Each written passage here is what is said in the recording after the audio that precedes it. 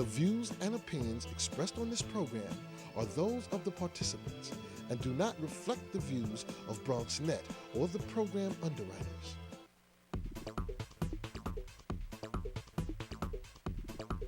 BronxNet. Your voice, your views, your vision. Hello and welcome to Open, the one and only show that opens the Bronx and the rest of the world right to you. I'm your host, Bobby C. in for Darren Jaime, and today we'll update you on what's happening in and around our community as well as around the world. Coming up on today's show, we'll bring you the latest headlines in local, national, and international news. After that, financial expert Jordan Goodman joins us to keep you up to date on the state of our nation's economy. And we'll find out how community leaders have come together to put a stop to racial profiling. Plus, we'll take a closer look at a great American story and a Bronx event you won't want to miss. And finally, yours truly will bring you all the latest in the world of sports. So stay tuned. All this and much more is headed your way because we are now officially open.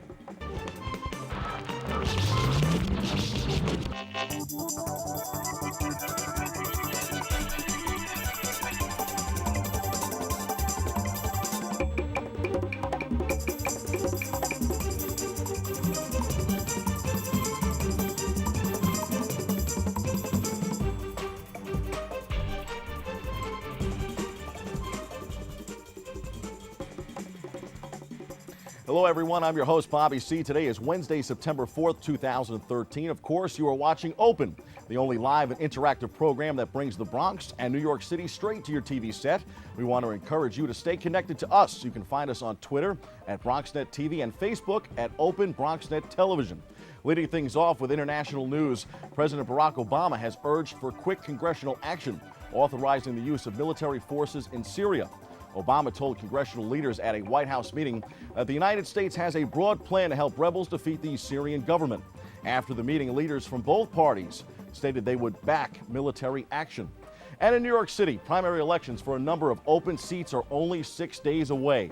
With many term limits in place, the 2013 elections would include races for mayor, comptroller, public advocate, borough president, and city council, and all are heating up. For information on where you can go to make your voice heard on September 10th, you can visit nyccfb.info. And in the Bronx, Borough President Ruben Diaz Jr. at Montefiore Medical Center will host their second annual Back-to-School Literacy and Health Fair this Saturday. Health information for the upcoming school year will be provided along with entertainment and giveaways. For more information, call 718-590-3515 or 718-590-3989. Those are the headlines. We have to take a quick break, but coming up, we'll keep you up to date on all the latest financial news. Stay tuned. Come on, Theo. Hi, I'm Ruben Diaz Jr. I'm not just the Bronx Borough President, but I'm a father and an uncle. I can't emphasize enough how important it is for men and fathers to be a part of their children's lives. Let me talk to you about a program that's come out of my office, the Bronx Fathers Taking Action Committee, which is a committee of Bronx fathers and men formed to help uplift the institution of fatherhood while responsibly respecting the privilege of being a dad.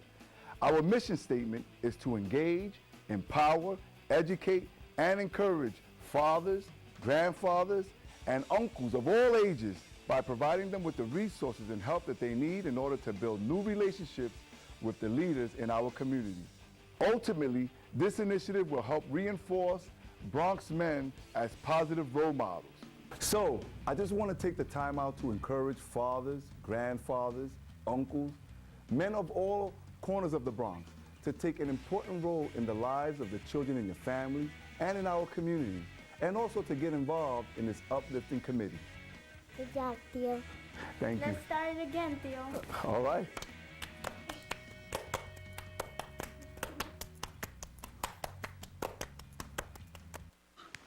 Look at me. Hey.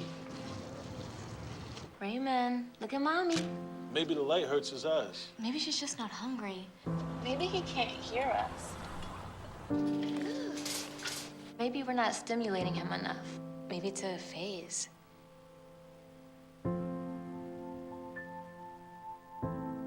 Avoiding eye contact is one early sign of autism. Learn the others today. The sooner it's diagnosed, the better. Say with me, imagine what you'd see if every child had a book to read. So the mission is for us to get a book to each and every child. So let's join hands, book people unite, unearth hidden passion. Come on, we'll have a good time. One book can be the first that helps to change a life. Book people unite. Read to a child today and spark a lifetime of ambition.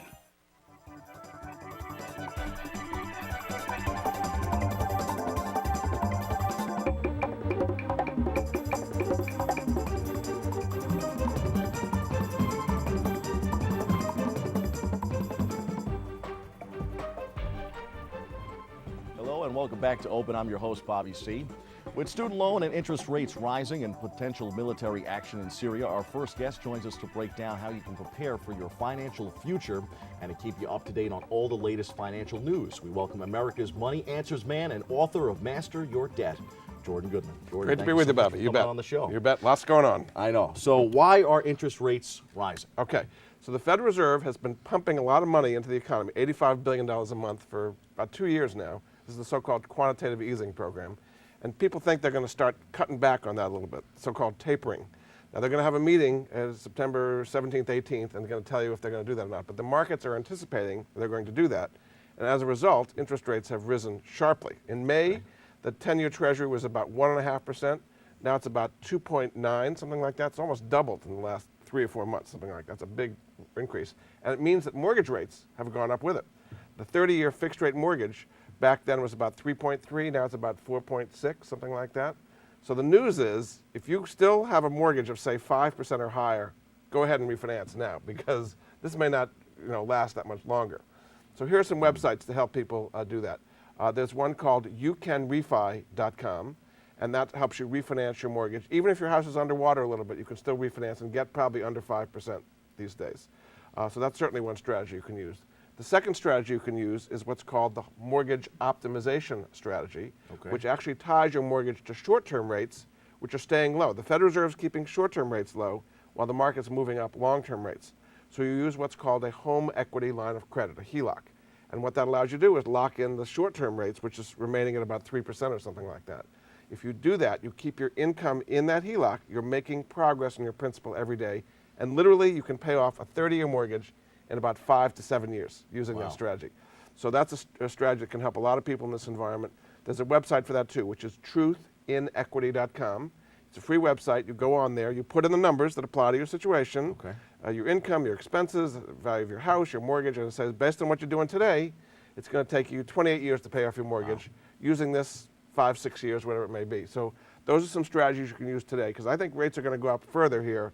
So there's a window open now that may not be there forever. So would that be the best advice then for mortgages and large loans for viewers at home? It would be, because, I mean, even though rates have gone up from where they were, the all-time lows, they're still historically very low, 4.5% or something like that.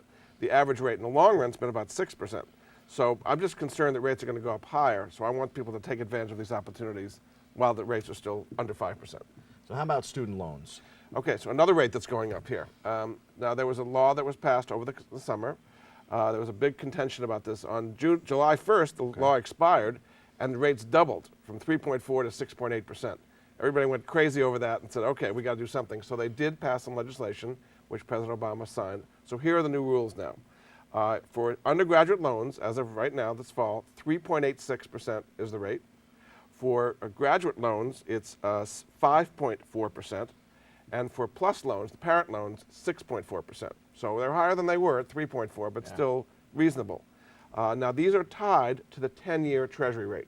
Okay, so every year they're going to be readjusted. So if interest rates go up, as I said, they probably will, those rates will go up next year. So right now you're probably going to get the lowest rate you're ever going to get. So as I said, they're tied to the 10-year Treasury. There are caps that is the highest they can ever go to, and the caps on those three loans are 8.25% for undergraduate loans, 9.5% for graduate loans, and 10.5% for the parent loans. So conceivably they could go much higher, but they can't go higher than that. So that's a big change in the way the student loan program has been happening, because in the past they were pretty much stuck at 3.4%. You didn't have to worry about it. So that's what's happening right now in the student loan business. So how can students consolidate their loans? You gave people advice that have homes. How about students in Same thing, college? okay. So if you have existing student loans, there's a federal consolidation program where you can consolidate all the different loans you have at different interest rates into one at the lowest possible rate. There is a website for that as well, which is consolidatecollege.com. And there's a lot of bureaucracy to do, but they help you get through it, and you can save yourself a lot of money by having one payment a month instead of having a whole bunch of different payments at different interest rates at the lowest possible rate you can get, consolidatecollege.com. And the other alternative for people with a lot of student loans is to settle the student loans for 20, 30, 40 cents on the dollar. There's a website for that too, studentloanhelptoday.com. And they can settle the student loans for whatever it may be, a lot less than you owe. It's going to hurt your credit to some extent, but at least you get the student loans behind you. So you really should take action. This is a huge problem, Bobby, is that people have a lot of student loans. It's crushing on them. Interest rates are going up, and they got to deal with it. I think it's fair to say everybody has loans at this point. That's in right. time. That's you bet. So how would you say this will affect higher education long term? Let's make it more expensive for people. I mean, it's better than it could have been had everybody gone up to 6.8%. But you've got to go through this whole process of applying for student loans, the so-called FAFSA form and all that. People are ending up with huge amounts of student loans. The average in the country is about $27,000 when people come out of school. Wow. It's a lot of money. And then it's going to take you 30 years to pay these things off, so it's a long time. There is one other program, by the way, called the IBR program, the Income-Based Repayment Program. If you work in the social service sector somehow, nonprofit group, government agency, you pay on the loans for 10 years. After that, they can be completely forgiven. So that can help you. That'll save you 20 years off your student loans right there. The same website I gave before, consolidatecollege.com, can help you see if you qualify for that income-based repayment program. So this morning we talked about the conflict that's going on around the country. How will the Syrian conflict affect the world of finance? Big. Okay, we're going to see what's happening. I mean, here we have President Obama in Sweden today, about to go to Russia to try to get world support for bombing Syria, basically, because they used chemical weapons on their people. So the best scenario is it's effective, the Syrian regime collapses, and peace breaks out. Unlikely to happen, I would say. Most likely to happen is the bombs go in there. Syria then retaliates, probably against Israel, which is all ready for it. Israel retaliates. If you get a wider Middle East war, this is not good. Yeah, not good. Okay. So what could happen is oil prices, which are now about $107 a barrel, could go up dramatically. Okay, $150 a barrel. So you get $4 on a gallon. No more $4. It's going to be like $6 a gallon. So it could really hurt the economy pretty badly. Gold, which has already been going up, went over $1,400 an ounce yesterday, probably will go up as well. So those are two places you want to invest if you think this is going to blow up. Basically talking about the domino effect and how it would attach to It everything. is. Yeah. Gold and oil would go up, the stock market would go down, and I think interest rates would go up as well. As we talked about, for other reasons, interest rates are going up, but all the uncertainty about this make interest rates go up. So it's a very volatile situation, and you really have to keep some of your powder dry too. You're not sure exactly what's going to happen here, but that's, to me, the worst case scenario. Is you get these kind of retaliating attacks, a wider Middle East war. Remember, Egypt's also in chaos at the same time. If they close the Suez Canal, that's really bad. That means oil prices are going up a lot. Are you surprised by the latest turn of events? Not really. I mean, Syria's been in civil war for over 2 years, and we didn't know if they were going to use chemical weapons. We knew they had them, but they went ahead and used them on their own people and killed 1,400 people or something like that. So it's a pretty bad situation here, and you've got the world divided. I mean, here you have Russia is basically in Syria's court, right? And they're going to veto anything in the Security Council to stop them from doing it. So the president feels he has to move with the West to try to say you can't go gas your own people, basically, which I think makes a lot of sense. But what I'm worried about is we may be standing up for principle, but if we start a wilder Middle East war, that's not going to be helpful to anybody. Well, what do you think will be the best course of action for the president, especially considering finances? I mean, obviously the economy is a big topic for discussion. Well, it is, and you've got all this happening at the same time. This could hurt the economy if oil prices go up, as I described. The other thing that's happening at the same time as this is you've got these big budget battles going on in Washington. Congress comes back next week, and the national debt ceiling of about $16.7 trillion is hit something in early October. They have to pass a resolution to expand the national debt ceiling to allow us to continue to operate. If they don't raise that up, the government closes down and all kinds of things. People don't get their Social Security checks and Medicare. So that would be kind of chaotic financially as well. You've made for a very interesting situation, Bobby, I must say. You've always been the right guy with the answers, when it comes to mastering your debt. Tell us a little bit more about the book. I mean, Sure. You've made a lot of appearances here on Bronx Tonight. I have. The idea is that debt can be a huge burden to people, but if you get under control, it can really be much better. This book kind of goes into some of the things we've talked about in mortgages, credit cards. My website is moneyanswers.com. I love to answer emails from people if they want to email me, and I love to help them. Some of the resources we gave here are just a sampling of what's possible to help them get their student loans, their mortgages, their credit cards, all these things under control. Why did you decide to get into something like this when it comes to the world of finance? I've been doing it for over 30 years. I was at Money Magazine for 18 years. I do lots of TV shows like this. Moneyanswers.com is my website, and I answer people's questions. I love to help people with financial issues all the time. So this was just one example of a book that a lot of people needed to really help them get control of their finances. Well, this morning we talked about student loans, we talked about mortgages and financial troubles with the conflict going on around the world. What do you think right now is the biggest topic that people tend to hit you up with on emails and phone calls? I would say credit, your credit card issues. I mean, on credit cards, interest rates are extremely high on credit cards. I mean, 25%, something like that. If you get late, they'll hit you with late fees, raise your interest rates. That's another area that is a big, in addition to student loans, is a big burden for people. Let me give you some advice there. There are better credit cards to be had out there. There's a website, for example, creditcardperks.com, P-E-R-K-S.com. You can go shop for better credit cards. You don't have to put up with 25%. If you have a lot of credit card debt at a very high interest rate, one thing you could do is go to a nonprofit credit counseling place, because they can consolidate all your different credit cards into one at a lower interest rate like 6% and help you get out of debt. My favorite national place there is called Cambridge Credit Counseling. Their website, cambridgecredit.org. So that's an organization that can help people as well, a nonprofit kind of group. So there are resources. No matter what your problem, there are some resources to help you about it. Oh, it's definitely great that you can use the internet for all of these different That's right. types of things that are coming up. Go on the website, and just the consolidation program we talked about, the truthandequity.com to help people pay their mortgage off faster. There are great resources, just a lot of people don't know about them. That's why they should watch this program. And I'm sure a tremendous amount of satisfaction knowing that you've been able to help people get It out is. of I've debt. helped a lot of folks who don't know, they're not teaching this stuff in schools, unfortunately. They teach all kinds of wonderful stuff, but not how to get the best mortgage or get out of credit card debt or what to do with your student loans. This whole area of financial literacy has a lot of ways to go, and I'm doing my part, hopefully. Well, you did a great job this morning. Thank Very you so good. much Thank for you so coming on much, Show Bobby. Master Your Appreciate it. Debt. Jordan, thank Appreciate you. it. We have to take a quick break, but up next we'll take a closer look at the Community Safe Act. Stay tuned. You wouldn't let money just blow out of your house. So when your AC or heater is on, make sure the doors, windows, and fireplace flue are shut tight. If you're headed out, turn down the AC or lower the heat by 10 degrees. And always keep your water heater set at 120. A little bit of common sense goes a long way. Get more great tips at energysaver.gov. Being a dad can be tough. No. What do you mean she's not coming? When's the fairy princess coming? Any minute now. But when you're willing to do anything, It is I, Grooves Zinkerbell. Okay, time for cake. It's always worth it. I know it's really you, Drew. I'm just pretending for the other kids. The smallest moments can have the biggest impact on a child's life. Take time to be a dad today. Call 877-4DAD-411 or visit fatherhood.gov. NFC, AFC, offensive linemen, defensive tackles, quarterbacks, and cornerbacks are all working with United Way for a million little reasons. The kids of our communities, to ensure their academic success all the way to graduation day. You see, it takes about 12 years to create a graduate, but it takes the same time to create a dropout. And the difference between a kid becoming one or the other could be a professional athlete, or it could be you. Studies showed the earlier we get to kids, the better their chances. So become a United Way volunteer reader, tutor, or mentor, and make a difference in the life of a child, for the life of that child. Give.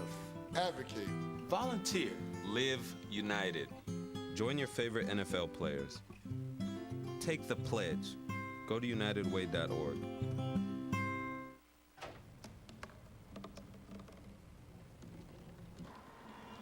Everybody has a dream.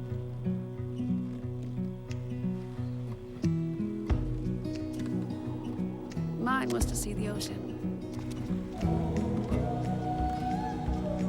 And with a little help, I made it.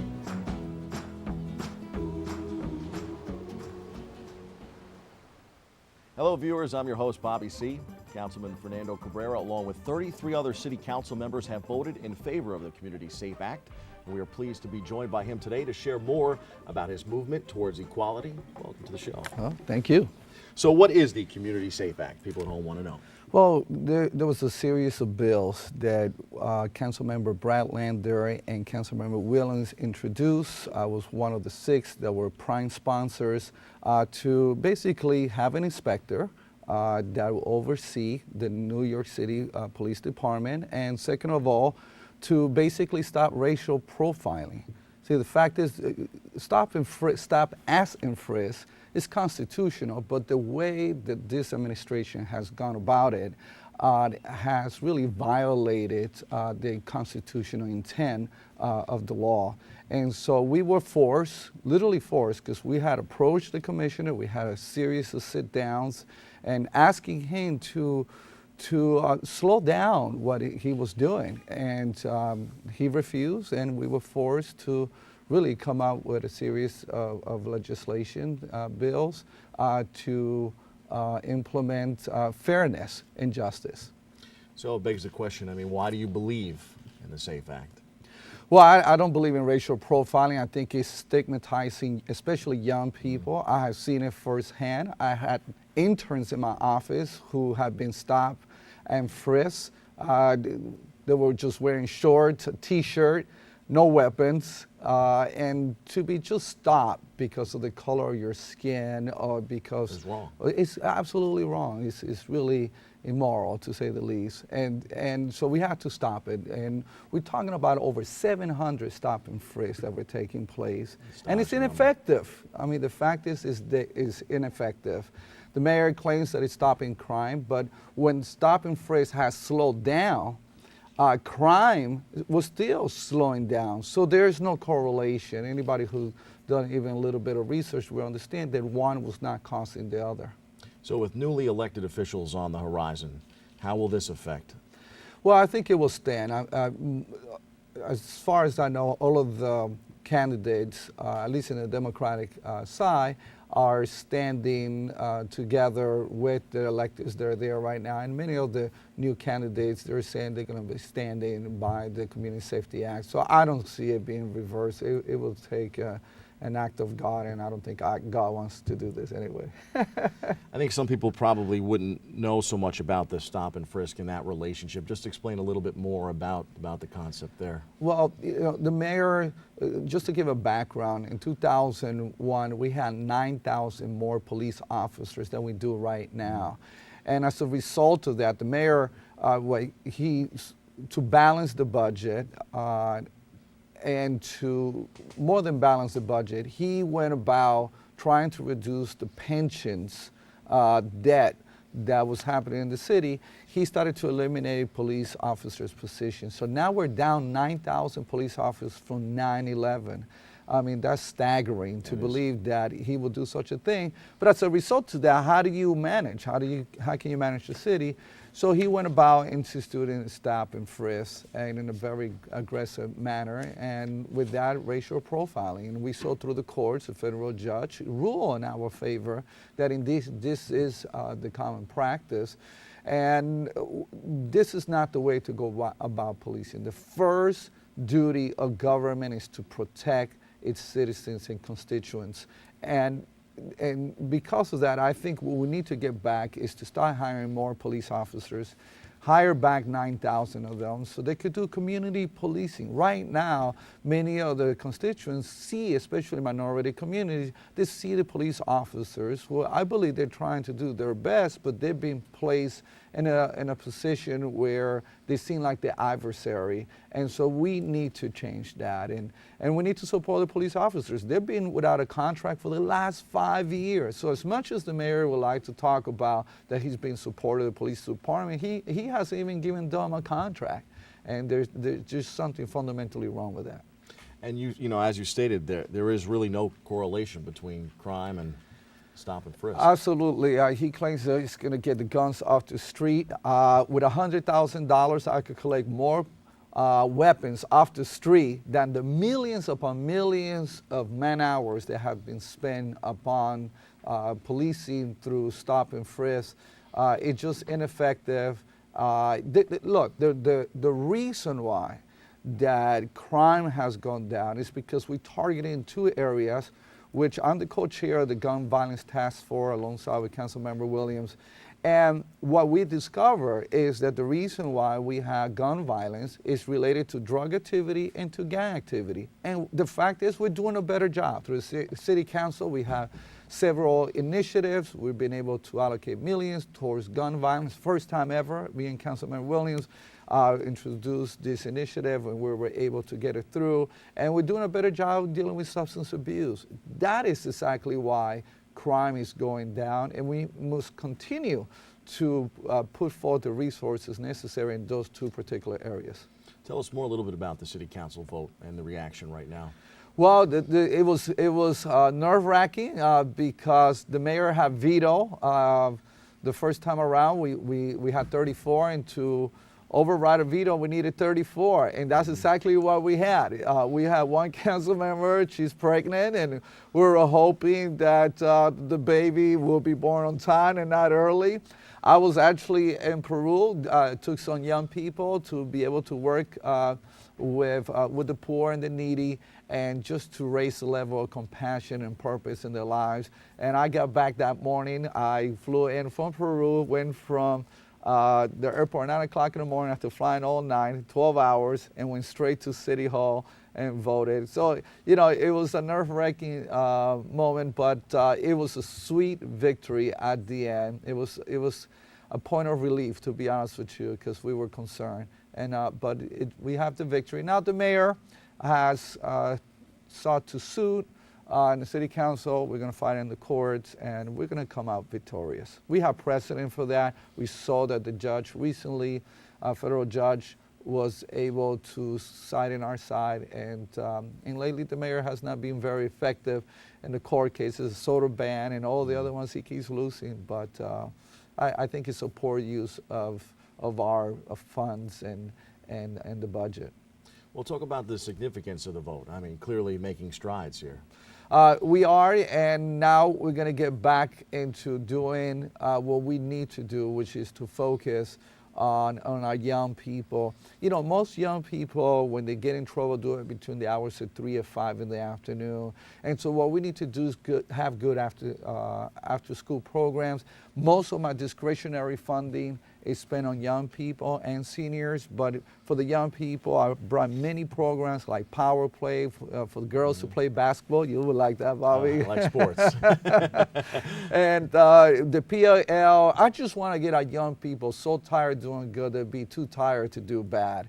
And that's where we need to put our resources. But what are we seeing in city and the administration? Every year they're cutting down summer youth employment. We're cutting down an after-school program.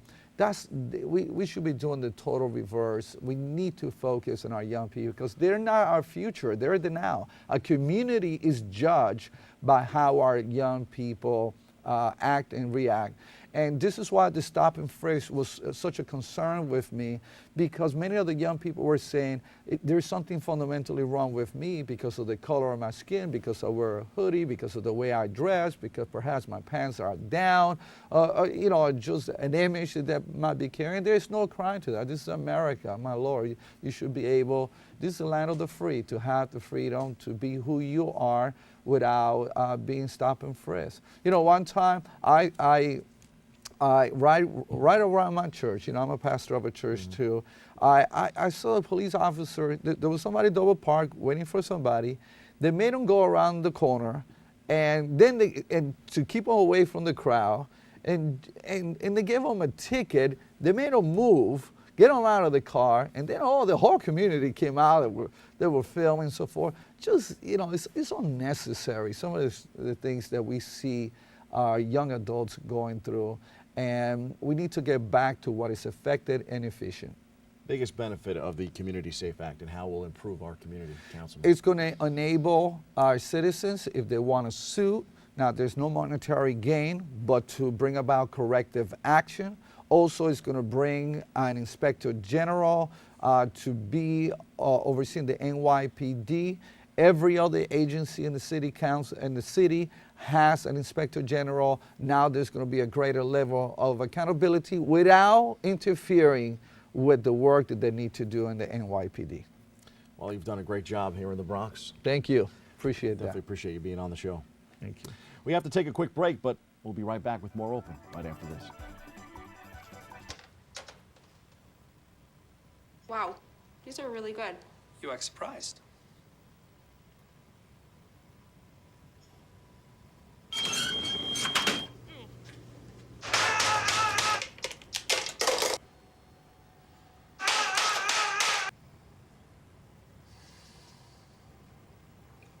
Practice makes perfect. You don't have to be perfect to be a perfect parent. There are thousands of teens in foster care who don't need perfection. They need you. Hello, I'm Dante Lemon from Open 2.0 on BronxNet, the show by teens, for teens, and about teens. Catch us every Friday at 4:30 and anytime on the web by going to www.bronxnet.org.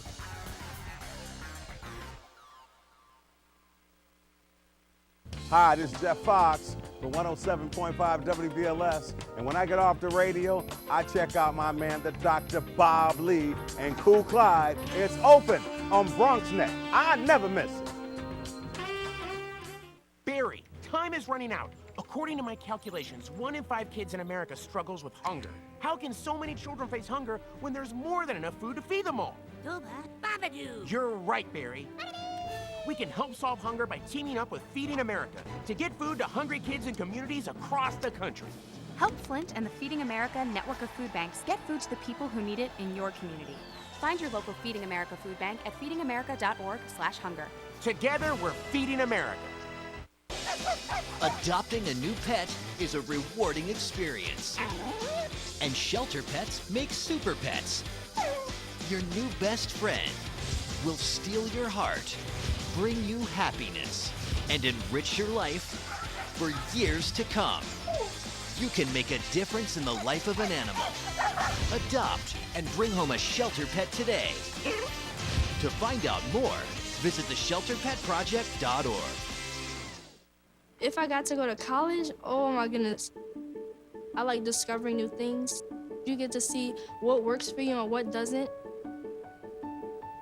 That helps you evolve as a person. You get to make like a supernova of skill or talent or whatever it is. I've always wanted to go to college. I just feel like that's my destiny. My name is Queen, and I am your dividend. Bronx International Film Festival is having a year-long 10th anniversary celebration with film screenings and the launch of a new series. Here to tell us more about what we can expect is producer Black Rob and founder program director Hector Olivieri. Welcome, guys. Hi, how's it going? Thanks for coming on. No Like I problem. said, I love that hat. The Yankee hat's the way to go. Yeah. Way to go. My grandfather was a Mets fan, but like, no, come on, from the Bronx. We're racing towards the playoffs, guys. Yeah. So, but obviously getting back to the film festival, Yes. what is the Bronx International Film Festival? Hector? Basically, about 10 years ago, we decided that there really isn't a film festival in the Bronx. So we started it 10 years ago, and our first year we got about 63 submissions, and this is our 10th year. Now we're receiving anywhere between 500 to 600 films. It's impressive. I mean, yeah, it is big impressive. Strides. Yeah, it is. And over the years, the quality of film has gotten better and better and better. And now we actually receive films that have famous actors like it all. I forget their names. Rob, you got to pick them up here. Oh, Eric Roberts. I believe you, though. I believe you. Issa Morales. We've had a lot of films. Yeah. It's very hard to very difficult to remember all of them over the past 10 years, but they've been pretty significant. But this Wednesday on September 11th, we're going to be screening The Boys of Kingsbridge from Grammar School to Ground Zero. And it's a documentary on these 4 gentlemen who grew up in Kingsbridge. And it being the 12th anniversary of 9/11, we thought it only made sense to show this particular film. It not only has a local aspect, being from a Bronx filmmaker, but it has a national and international aspect to it as well. And we just said, you know what, this film's got to be shown, and the quality of the film is amazing. It's directed by Thomas McMurney. Oh, God forgive me if I say his name wrong. McNamara. McNamara. See, that's terrible at that. See, that's why I don't make films. I only show them. And it's really an amazing film. It's a true story. So, and these 4 gentlemen were at the World Trade Center site when it happened. Danny is actually a bomb squad detective. Okay. And he saved a woman's life. He got an award from the mayor for that. And all the other 3 gentlemen were there. Their names are, let me go to my notes for this really quickly. Brendan, Eddie, and Mike. They were all at the World Trade Center working various jobs there. And they all came out alive. So it's really a survivor story for the most part. You know, Rob, I think we're going to have a clip actually shortly of the film, but I want to talk just a little bit more before we get to the film itself about the film festival. And if you guys can just tell me, you know, the importance of having something like this in the Bronx. Obviously, you have a lot of culture here in the borough, and to have something like this is extremely important. Right. Well, for me, it's important because you know, the arts for me are really important. I grew up in the Bronx, you know, born and raised in the Bronx, and I always say that if you don't have the arts in a community, you end up looking like Jersey Shore. I like the show, but you end up looking like Jersey Shore if you don't have the arts. So that's why it's kind of important to have that kind of, you know, to have that presence in there. And there's a lot of filmmakers and a lot of famous actors who have come from the Bronx, and it just, you know, it's just another avenue. It's another avenue. It's another way of, you know, some of the filmmakers feel that they might not be represented in other film festivals, or it's out of their reach, and hopefully we provide an avenue for them to, you know, in their own home base, to sort of represent the Bronx. And yeah. And also, a lot of filmmakers who submit their films, though, it's one of the first film festivals they get into, and later it just gets the ball rolling. And looking from an international aspect, a lot of filmmakers send us films from all parts of the globe, and for them to say that their film was premiered or shown in New York City, it's a big deal. It's a very big deal, and we've heard back from filmmakers from around the world saying thank you for showing our film, and it's really helped us make strides, and helps them make their next film and their next film and their next film, and it just snowballs from there. Now, Rob, I mean, 10 years is a long time. I mean, how are you guys celebrating your anniversary? This is our 10th anniversary. We've been doing a year-long celebration.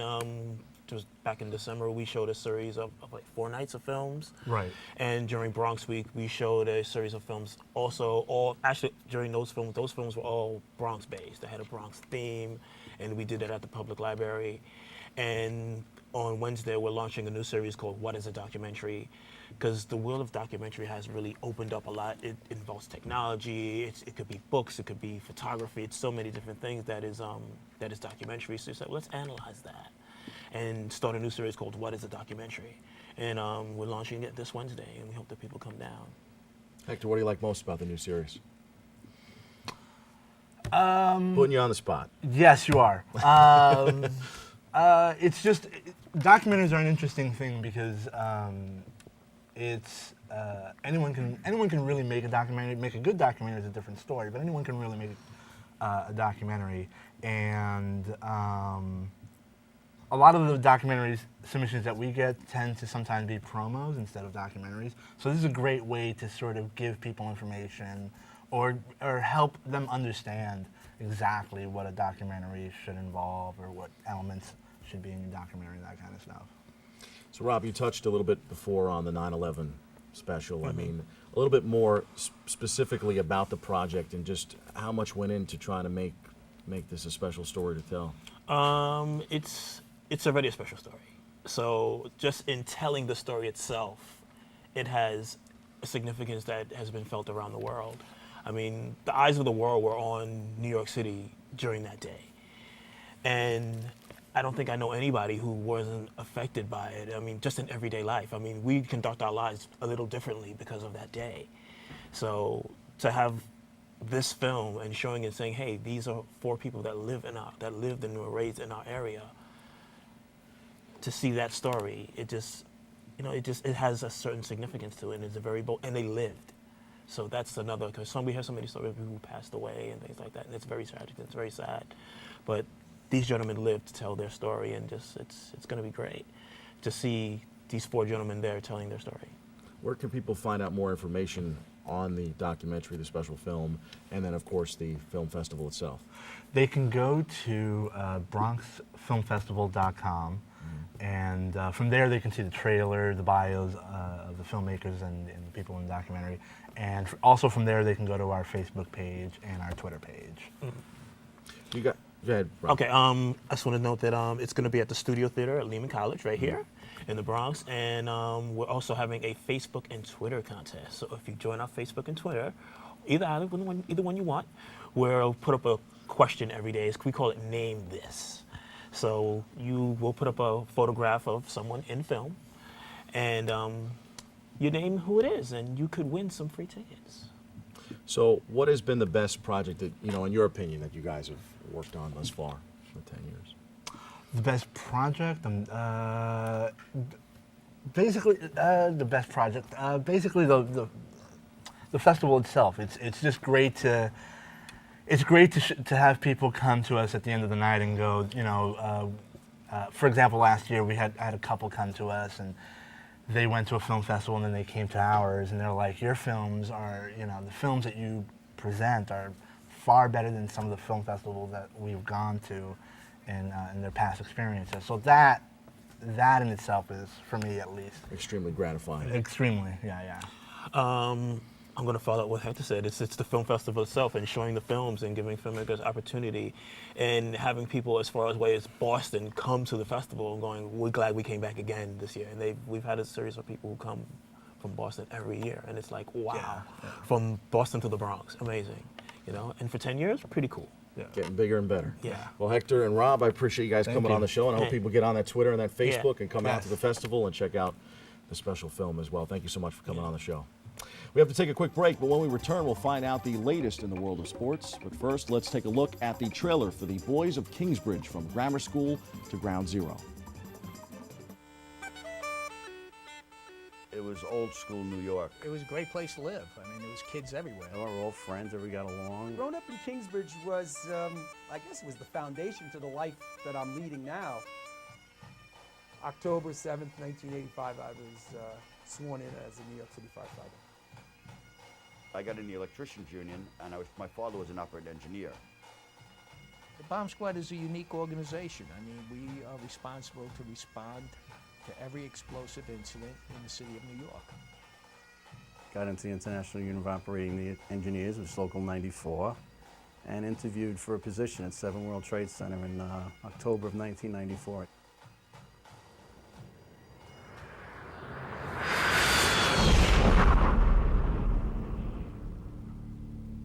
The lights dimmed. There was a small explosion. I could hear the first plane hit from the window, through the window. And I didn't know what it really was, but something was amiss.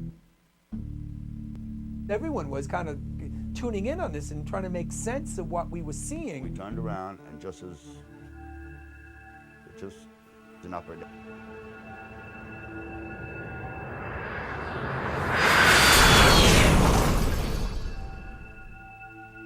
We got on the fire truck and we knew where we were going. We had to get people out of the building. We had a triage unit set up in the loading dock with injured already from Tower 1 and Tower 2. I remember seeing an arm and going, that's weird, and just running towards the Trade Center. So I run up to this woman and I says, lady, if you don't walk off this plaza, we're all gonna die because we're not gonna leave you. The senior guy in the firehouse going, a lot of firemen are gonna die today. I gotta get the hell out of here. And that's when the tower started falling. Right through the roof, right through every floor, into the sub basement, leaving this giant chasm in front of us. Everyone had made it home. The most miraculous thing.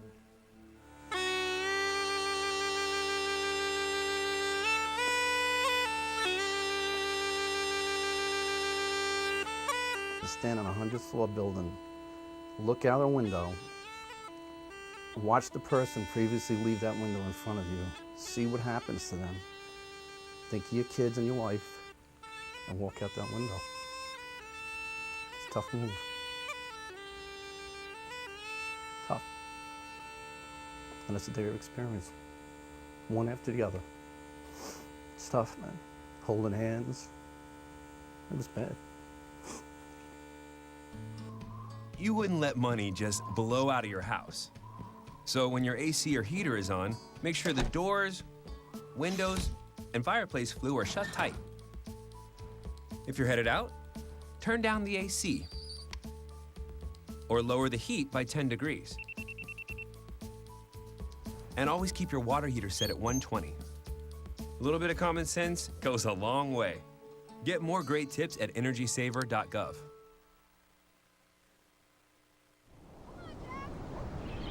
This was me. And Mom and Dad. And my big brother Alex. And this was the day we all got to forget that I was sick. This was my wish. I grew up in the housing projects of Cleveland. I didn't even know that life could be any better than it was. Education for me has been a way to get away from the agony of what was normal life. I want to be able to impact the community, not just look back on where I came from, but to reach back to where I came from and pull some people up with me. My name is David, and I am your dividend. NFC, AFC, offensive linemen, defensive tackles, quarterbacks, and cornerbacks are all working with United Way for a million little reasons. The kids of our communities, to ensure their academic success all the way to graduation day. You see, it takes about 12 years to create a graduate, but it takes the same time to create a dropout. And the difference between a kid becoming one or the other could be a professional athlete, or it could be you. Studies showed the earlier we get to kids, the better their chances. So become a United Way volunteer reader, tutor, or mentor, and make a difference in the life of a child, for the life of that child. Give. Advocate. Volunteer. Live united. Join your favorite NFL players. Take the pledge. Go to unitedway.org.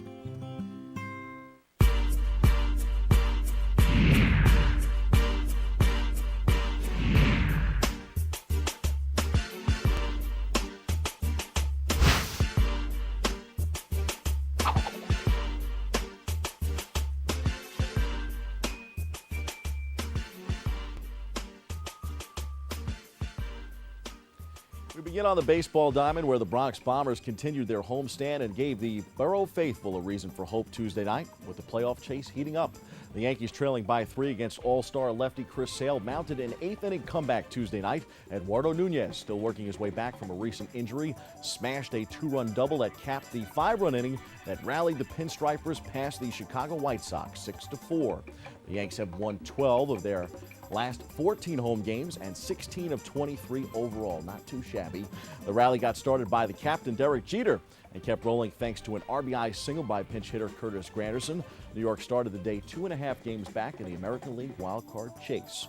Mariano Rivera closed the door in the ninth, prompting manager Joe Girardi to comment in the postgame open, quote, "It's a great win for us. We're trying to gain ground on teams, and every game is important," close quote. Indeed. With 5 games left on the homestand, the Yankees will look to keep rolling Wednesday night against Chicago before welcoming Boston starting Thursday and throughout the weekend. Meanwhile, the Mets had won 3 going into Sunday, but then followed the surge with 3 straight defeats, including Tuesday's 3-1 loss in Atlanta, where the Braves rallied behind 3 runs in the 7th to upstage New York. The Mets have a matinee Wednesday today against the Braves, and then they are off to Cleveland for a road weekend interleague series with the Indians. Time for some quick hitters. Derek Jeter moved into 9th place on the all-time hits list Tuesday night. An infield single during the 3rd inning equaled number 3,314 of Jeter's career, surpassing legend Eddie Collins for a hold on the 9th spot. Paul Molitor is next at 3,319, and Pete Rose isn't all that far away at 4,256, as long as Jeter can stay healthy and hang around long enough to challenge for the all-time hits mark, something Rose said will never happen for Jeter, who is now 39 years old. NFL's opening week is upon us, and Gang Green has a new quarterback for the mix, with projected starter Mark Sanchez expected to miss at least a few weeks with a bum shoulder. The Jets signed veteran QB Brady Quinn on Monday to back up rookie starter Geno Smith, a move some analysts say could cast doubt on Sanchez's future with the team. The franchise is due to make a guaranteed $8.25 million, whether he's a Jet or not. It would be unusual for a team to eat that much salary, but anything is possible considering how much topsy-turvy things have been for the former Golden Boy the past 2 seasons. The Jets kick off this Sunday against Tampa Bay at 1 p.m. at MetLife Stadium, and as always, our BronxNet cameras will be rolling for the high-flying Jets action. The New York Football Giants will be in primetime Sunday night. The G-Men are in Dallas for the 8:30 start. ESPN panelists have the G-Men as the 12th best team in the power rankings heading into Week 1. A panel of voters from ESPN feel even worse about the Jets' prospects and ranking Gang Green at the bottom of the league, despite their 3-1 record in the preseason. The Giants are hoping Akeem Nicks gets over his preseason health issues, and in the meantime have decided to place injured running back Andre Brown on the injured reserve designated for return list. He will likely miss 6 weeks of practice and 8 weeks of games with his fractured leg. About 151 days until the Super Bowl hits MetLife Stadium. It won't be easy for the Giants or Jets to be there when the day comes. Early injury concerns for one team and plenty of talent issues for the other.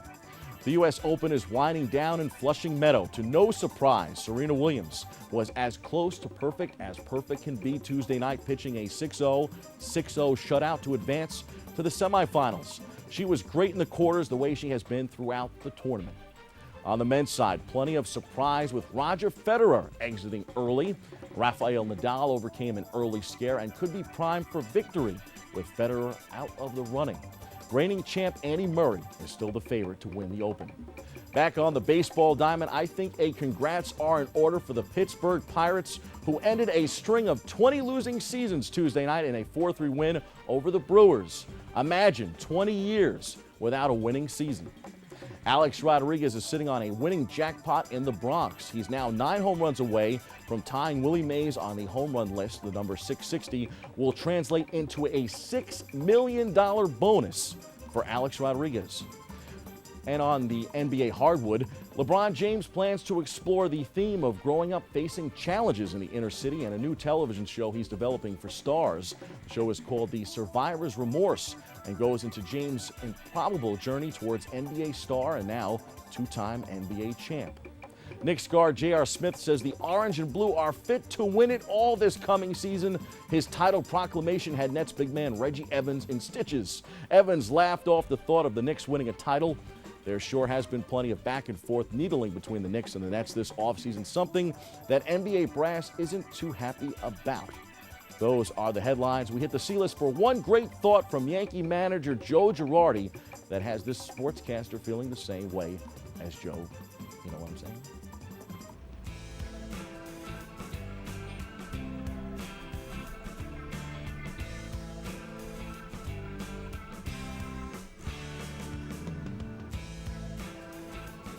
Tuesday night, Yankee closer Mariano Rivera shut the door on his 40th save of the season. The 1-2-3 ninth inning was vintage Mo. Rivera has now collected 40 or more saves in 9 seasons, tying the all-time record held by Trevor Hoffman. The closer Rivera passed for the all-time saves record. Depending on the fate of the Yankees postseason, we are watching the final weeks of Mariano's incredible career. The 43-year-old magician continues to defy the odds. He's the best right now, and it's hard to argue against him being the best ever. Which begs the question, why now? Why walk away now? Rivera announced during spring training that his 19th season would be his last. But Joe Girardi said he's going to have a talk with Mo about reconsidering retirement and returning at 44. Girardi said, open quote, "I don't see any reason why he couldn't do it next year. I don't," close quote. Rivera has made it clear that he wants to retire for no other reason than he made a decision, and he's sticking with it. Although it would be great to see Mo go out on top, I, like every Yankee fan, is having a hard time saying goodbye. I hope Joe can convince Mariano to stick around, even if it's to fill that selfish void we all have when it comes to our heroes and legends. I certainly would sign up for one Mo year.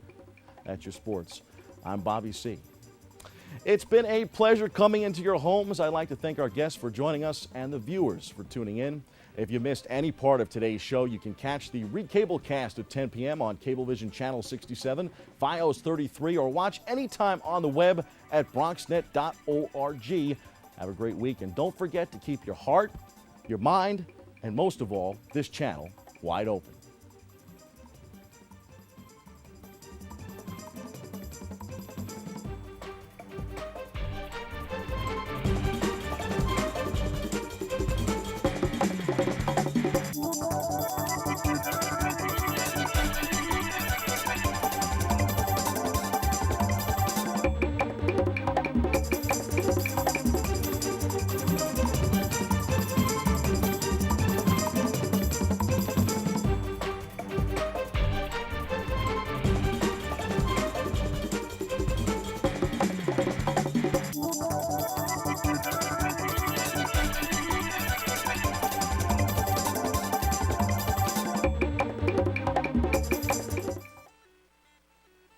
Old school New York. It was a great place to live. I mean, there was kids everywhere. They were all friends, everybody got along. Growing up in Kingsbridge was, I guess it was the foundation to the life that I'm leading now.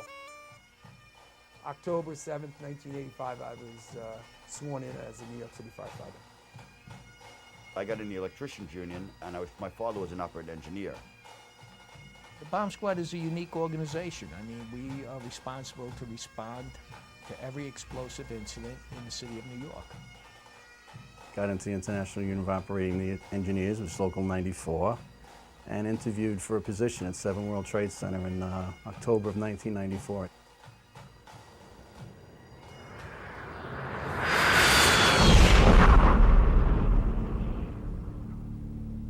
The lights dimmed. There was a small explosion. And I could hear the first plane hit from the window, through the window. And I didn't know what it really was, but something was amiss.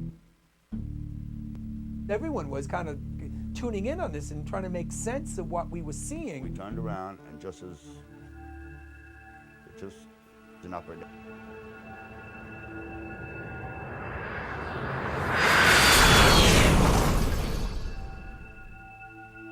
We got on the fire truck and we knew where we were going. We had to get people out of the building. We had a triage unit set up in the loading dock with injured already from Tower 1 and Tower 2. I remember seeing an arm and going, that's weird, you know, and just running towards the Trade Center. So I run up to this woman and I says, lady, if you don't walk off this plaza, we're all gonna die because we're not gonna leave you. The senior guy in the firehouse going, you know, a lot of firemen are gonna die today. I gotta get the hell out of here. And that's when the tower started falling. Right through the roof, right through every floor, into the sub basement, leaving this giant chasm in front of us. Everyone had made it home. The most miraculous thing.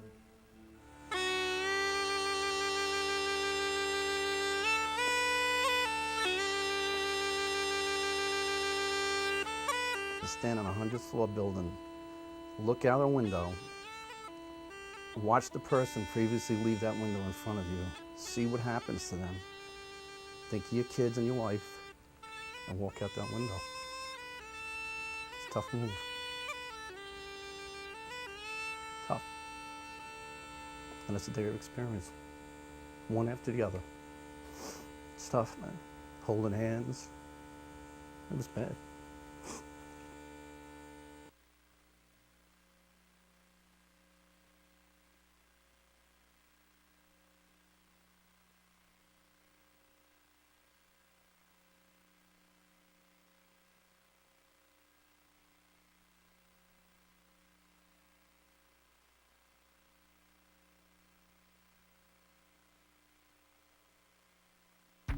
People think I'm trash, but they're wrong. Today I'm just an aluminum can, but one day I could be a stadium.